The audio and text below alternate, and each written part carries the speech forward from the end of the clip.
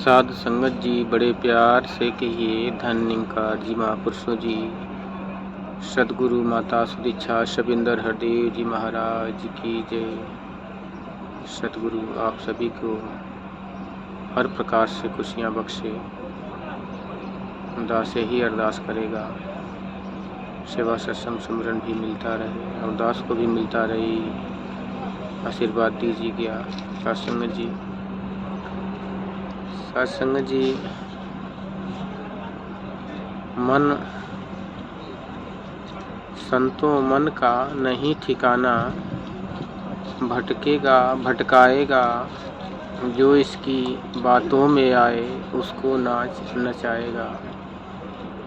कभी बना मन बादशाह है, बनता कभी भिखारी है। कभी डूबता है स्वार्थ में, कभी बना उपकारी है। मन के कारण दो जगह है, मन के कारण जन्नत भी, मन के कारण प्यार भी है, मन के कारण नफरत भी। जहाँ दया उपकार वहाँ मन मुश्किल से ही जाता है। विष लिपटाए बैठे मन को अमृत रास न आता है। संतों मन को अर्पण कर दो, मन की भटकन जाएगी। स्वतः ही स्मरण होएगा और बात सकल बन जाएगी। सत्संग जी, ये मन बहुत ही चंचल है, जो एक क्षण भी स्थिर नहीं रहता। चाहे कितना भी ध्यान कर लो, लेकिन सत्संग जी जब ये सत्संग में होता है तो घर पर भागता है, और जब घर पर होता है तो सत्संग में भागता है। इसकी इधर उधर की जो हेरा फेरी है सत्संग जी, ये इंसान को परेशान करती रहती है। इसलिए सत्संग जी, इसको मजबूत धागे से बांधने के लिए, मजबूत खूंटे से बांधने के लिए सतगुरु रूपी सूरत का ध्यान करके, ध्यान मूलम गुरुर मूर्ति, पूजा मूलम गुरुपदम, मंत्र मूलम गुरुवाक्यम, मोक्ष मूलम गुरु कृपा।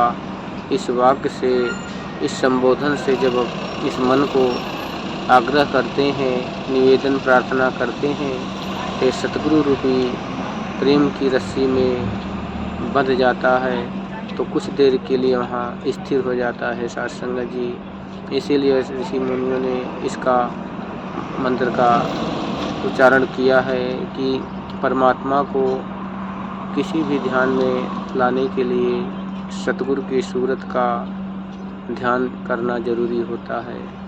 क्योंकि परमात्मा निराकार है, निर्गुण है, निर्लेप है, निरंजन है। इसका ध्यान कर पाना बहुत ही मुश्किल होता है, क्योंकि इसमें ना कोई चिन्ह है, ना कोई इसमें रंग है, ना रूप है, ना ही इसका आकार है। इसलिए जो आँखें हैं इस पे ठहर नहीं पाती। इसलिए इसको चिन्हित करने के लिए, इसको केंद्रित करने के लिए इसके स्वरूप में सतगुरु के स्वरूप को रंगना पड़ता है सत्संग जी। तब जाके एकमिक होके सतगुरु स्वयं ही निरंकार के रूप में दर्शन देते हैं सत्संग जी। सत्संग जी, बिना सतगुरु के इस अनोखी दात को पाना बहुत ही मुश्किल है। अगर कोई सोचे कि मैं पुण्य करता हूँ, दान करता हूँ, पूजा करता हूँ, व्रत रखता हूँ, तीर्थ जाता हूँ, तमाम ऐसे धार्मिक कार्य करता हूँ तो परमात्मा हमको प्राप्त हो जाएगा, तो सत्संग जी ये नहीं हो सकता। क्योंकि अगर इस गांठ को अगर मन के अंदर बांधे हैं तो इस भ्रम को मन से निकाल दीजिए सत्संग जी। कहते हैं कि प्रभु को पाने खातिर खुद का मान गंवाना पड़ता है। कहे अवतार की सतगुरु आगे शीश झुकाना पड़ता है सत्संग जी। कहते हैं कृष्ण राम कृष्ण से को बड़ो, तीनों ते गुरु कीन, तीन लोक के माल का गुरु आगे आधीन सत्संग जी। क्योंकि गुरु को इस विधि का, विधान का मालूम होता है। ये निरंकार प्रभु परमात्मा को और संत को दोनों से परिचित होता है, जिसे बिचौलिए के नाम से भी जाना जाता है। जिस प्रकार किसी बच्चे बच्ची की शादी करना होता है तो साथ संगत जी बीच में एक बिचौलिया होता है जो दोनों पक्षों को बारीकी से जानता है और दोनों पक्षों को आपस में प्रेम संबंध बना के रिश्ता करा देता है। सतगुरु का भी काम साथ संगत जी यही होता है। निराकार परमात्मा हर जगह हर कण में व्याप्त है। सतगुरु इसे बखूबी जानते हैं, देखते हैं और अपने संतों की जो च्वाइस होती है, मन की चाहत होती है, उसको जानकर सतगुरु अपने सत्संग में बुलाकर इस परम परमात्मा निराकार ब्रह्म का दीदार करा देते हैं। सत्संग जी इसीलिए कहते हैं कि गुरु गोविंद दो खड़े काके लागों का बलिहारी गुरु आपने गोविंद दियो बताए। कबीरा हर के रूट से गुरु के सरने जाए, कह कबीर गुरु रूट से हर नहीं होत सहाय।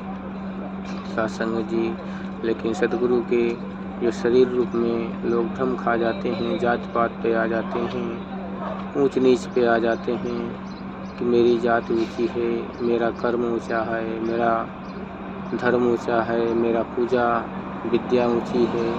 ऐसा अहंकार इंसान को इस तत्व से परे कर देता है, पर्दा डाल देता है अहंकार का। सत्संग जी फिर इंसान कई जन्म तक इस परम पिता परमात्मा का प्राप्ति नहीं कर सकता। बार बार विष्णु जी की आरती में ये गाया जाता है लेकिन इस पे ध्यान नहीं जाता था। सत्संग जी दास का भी ध्यान नहीं जाता था। रोज ही सुबह शाम आरती में दास गाता था कि तुम हो एक अगोचर सबके प्राणपति, किस विधि मिलूं दया में तुमको मैं कुमति। सत्संग जी ये वाक्य अपने आप में एक प्रश्न है, लेकिन सत्संग जी इसका उत्तर तभी मिल सकता है जब इस प्रश्न को अपने मन के अंदर बिठाएंगे, इसका चिंतन करेंगे कि ये वाक्य क्यों लिखा है। हमें केवल कपूर जला के उस फोटो पे विष्णु का आरती कर लेना इतना ही भक्ति नहीं है। सत्संग जी अगर इतना ही भक्ति होती तो ये शब्द नहीं लिखे जाते सत्संग जी, क्योंकि जिसने लिखा है उसने अभी पूर्ण स्वस्थ नहीं होकर लिखा है, परमात्मा को जान नहीं पाया था।